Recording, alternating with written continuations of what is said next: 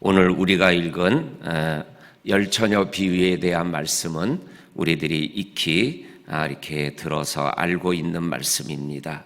오늘 우리가 읽은 말씀에 한 3가지의 말씀을 우리가 함께 나누며 기도의 제목으로 삼기를 원합니다. 오늘 성경 말씀에 보게 되면 신랑을 맞으러 나가는 열처녀에 대해서 오늘 다 거의가 이렇게 똑같은 상황 속에 있는 것을 보게 되어집니다. 그리고 그 중에 한 가지가 서로 다른 모습을 갖고 있는 것을 오늘 성경이 우리들에게 말씀하여 주고 계십니다. 예를 들면 같은 부분이 뭐냐면 10명의 처녀들이 다 등을 가지고 있었다. 두 번째로는 신랑이 더디 왔다. 그리고 3번째는 다 졸며 잤다. 4번째는 다 소리를 들었다. 그 소리가 6절에 나오는 말씀인데 신랑이다, 다 맞으러 나와라 하는 똑같은 말씀을 10명의 처녀들이 다 들었다라는 것입니다. 그 다음에 5번째로는 그들이 그 소리를 듣고 다 일어났더라. 그리고 마지막 6번째 보게 되면 다 등을 준비하고 신랑을 맞으려고 준비하고 있었다. 이렇게 오늘 성경을 읽어보면 똑같은 상황에서 똑같은 모습으로 그 신랑을 맞이하고 준비하려고 하고 있는 10명의 처녀들을 우리들에게 보여주고 계십니다. 다시 말하면 시간이나 상황이나 조건이 다 동등하다라는 거예요.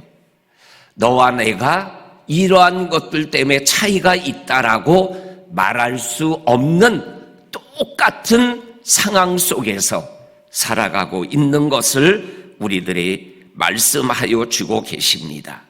그런데 오늘 우리가 읽은 말씀에 보면 두 번째로 보게 되면 차이가 나는 게 있어요. 구별되어지는 게 있습니다.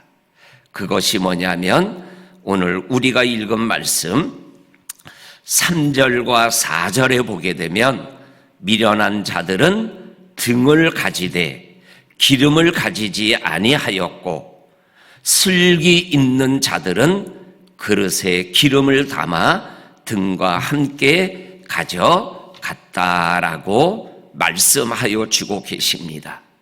오늘 우리가 읽은 성경 말씀에 보면 또 구별되고 다른 모습들이 또 몇 가지가 나오고 있는 것을 보게 되어집니다. 첫째는 5과 5이 구별되어지고 있습니다. 그 5과 5이 구별되어지는데 5은 미련한 처녀, 5은 슬기롭고 지혜로운 처녀로 구별되어지고 있다라고 오늘 성경이 말씀하여 주고 계십니다.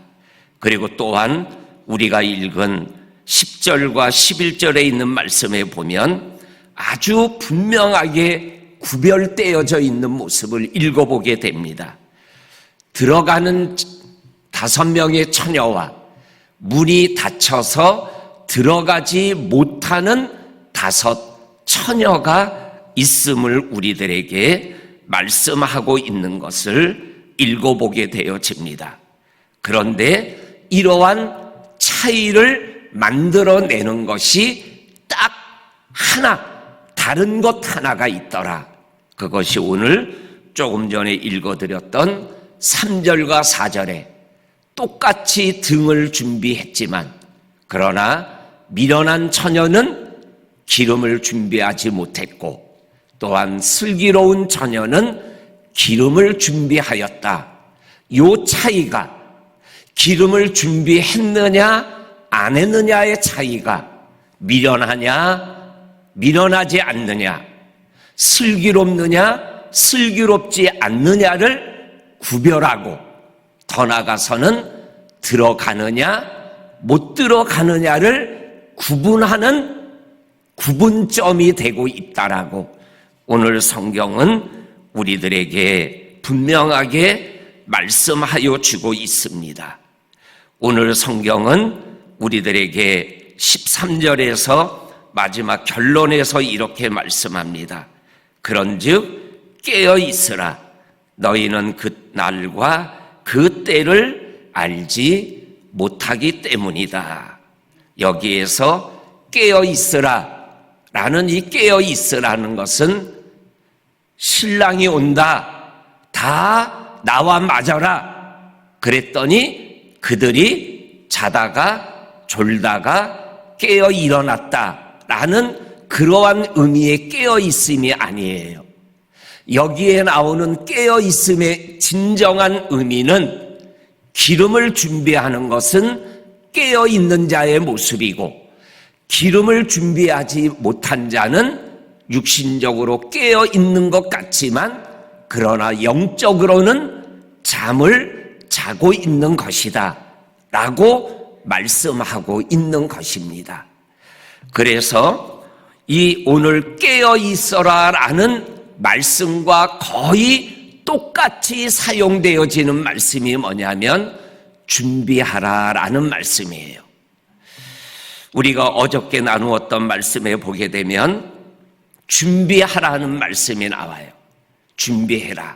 오늘 우리가 읽은 말씀에도 기름을 준비하는 모습을 우리들이 읽어보게 되어집니다. 그러니까는 깨어 있으라는 것은 기름을 준비하라는 말씀과 똑같은 말씀이 되고 있음을 우리들이 말씀을 통해서 확인하게 되어집니다.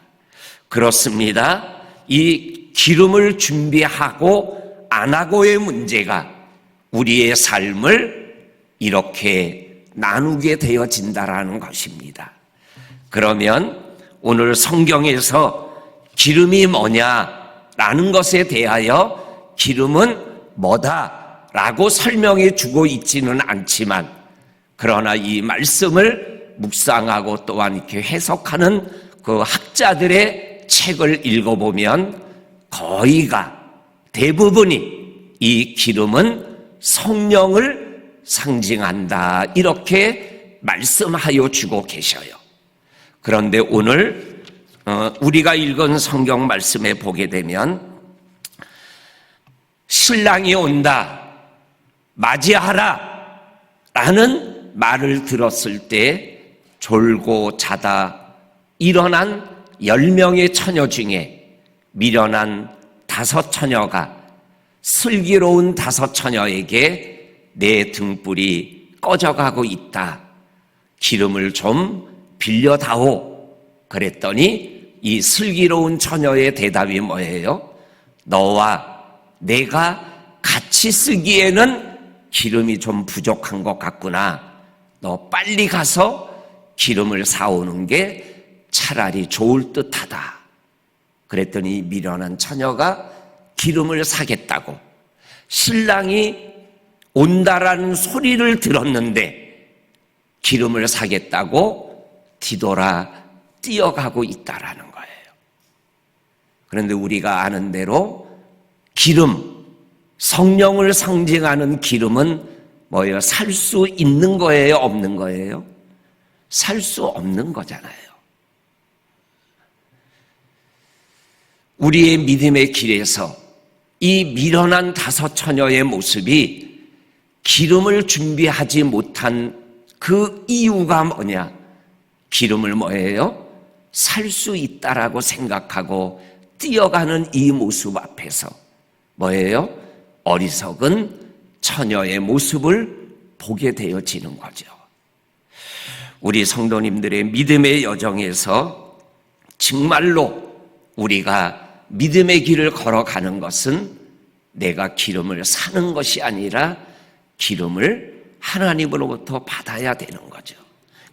기름을 샀다라는 것은 기름의 소중함을 알고 하나님 앞에서 생활해 나가는, 하나님을 떠나지 않고 생활해 나가는 믿음의 길을 걸어가는 모습을 우리들에게 말씀하고 계시는 거죠.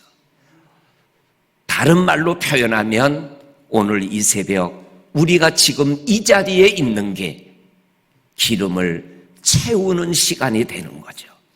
하나님 앞에 우리의 믿음의 문을 열어서 하늘에서 우리에게 부어주시는 그 신령한 기름을 받는 이 자리, 이것을 우리들이 기억하며 하나님 앞에 기도하고 하나님을 바라보는 믿음의 삶을 생활해 나갈 때 우리가 신랑이 오는 그 시간에 기름을 사겠다고 세상으로 달려가지 않고 그때 그 시간에 신랑 되신 예수를 맞이할 수 있는 자리에 있게 되어지는 자가 되는 거죠. 저와 성도님들, 오늘도 우리가 믿음의 길을 걸어가면서 하나님 앞에 서 있는 이것이 나의 기름을 채우는 시간임을 기억하며 때마다 시마다 은혜의 보좌 앞에 나오는 자에게 은혜를 더하여 주시는 그 주님과 함께 오늘도 달려갈 길을 달려가는 저와 성도님들이 될 수 있기를 주의 이름으로 간절히 축원합니다. 아멘. 하나님 감사합니다.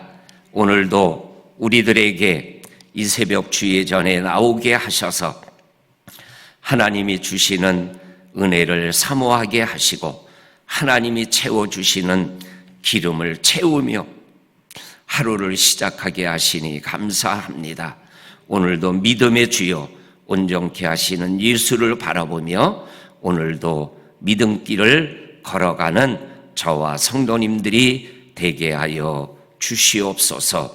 우리 박경남 조경화 선교사님 오늘 또한 이렇게 대구에 가셔서 동신교회 창립 50주년 선교 대회의 강사로 또한 귀한 말씀을 전하게 되는데 그 현장에도 성령의 기름 부음이 있는 특별한 시간이 되게 하여 주시기를 원합니다. 오늘 하루길이 생명길 되게 하시는 예수님 이름으로 기도하옵나이다. 아멘.